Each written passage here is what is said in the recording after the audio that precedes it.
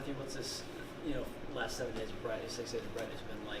As a veteran, a lot of younger guys getting some added attention. What's been your focus thus far? It was kind of like spring practice. We're doing some good on good action, just competing for sure. So that's really the main focus. Fundamentals, competing, and just keeping your body right and kind of just getting back into the swing of things. I think a lot is made of bowl practices. Do you think, as an individual player, you can really get that much better over the course of however many practices it is? Yeah, for sure. I mean, as crazy as it sounds, like it only take one day to really take, like that big stride that you might need, just kind of realizing how to play ball or just kind of realizing your niche or, whatever you got to do to progress and move forward. So you can definitely get better during this time or any time. When you do have that day in practice where you do feel like you take that stride, what does that feel like? It feels like you can't be blocked, at least from my perspective. Yeah, how would you kind of break down your season overall? Obviously, the team's results are what matter the most, but as an individual, when you looked at your game, sort of, how would you evaluate how you played?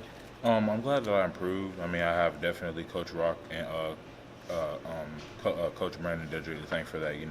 They invested into me, and I just wanted to produce for them, produce for my teammates, and I also thank my teammates. Them putting me in position to make plays, myself putting them into position to make plays, and that resulted in us winning 7 games. So where have you taken strides as a player? Because I think a lot of times, evaluating the line of scrimmage can be tough unless you're someone who like as a coach or really knows the game or plays it every day. Like where have you grown?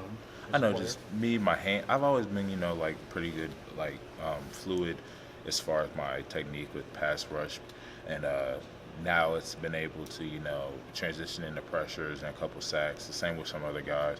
And then you look at my hands are fitting inside more. My pad level's better. That's something that Coach Rock is teaching the whole D-line, and that's why the D-line has some success all throughout the year. So I can attest that to Coach Rock and also my teammates just pushing me and me pushing them right back. Before you guys started bowl practice, what was Jeremy's kind of message to this team about how to approach not only this practice, but kind of what this game kind of means, whether it's for the end of this season or kind of kickstart in 2020? It's definitely both. You come in and it's easy to take a team lightly. Like they're a Big Ten team, and maybe they're not at the top of the Big Ten, but it's easy to take them lightly. But we can't do that. Nobody can do that with any bowl. They made it to a bowl for a reason.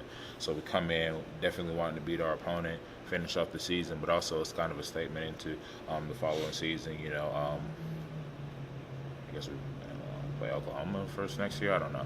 I don't remember. But, just a statement into that game and statement into all next year, establish your identity.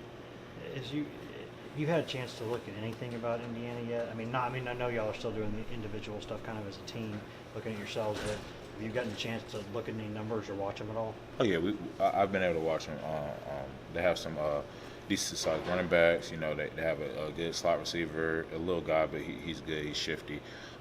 They had a quarterback. He hurt himself. The other guy who came in, he's versatile. He can make the throws. And they have a third guy who comes in who really has a big arm. He's more of a pocket guy. Their linemen are big, pretty much just big.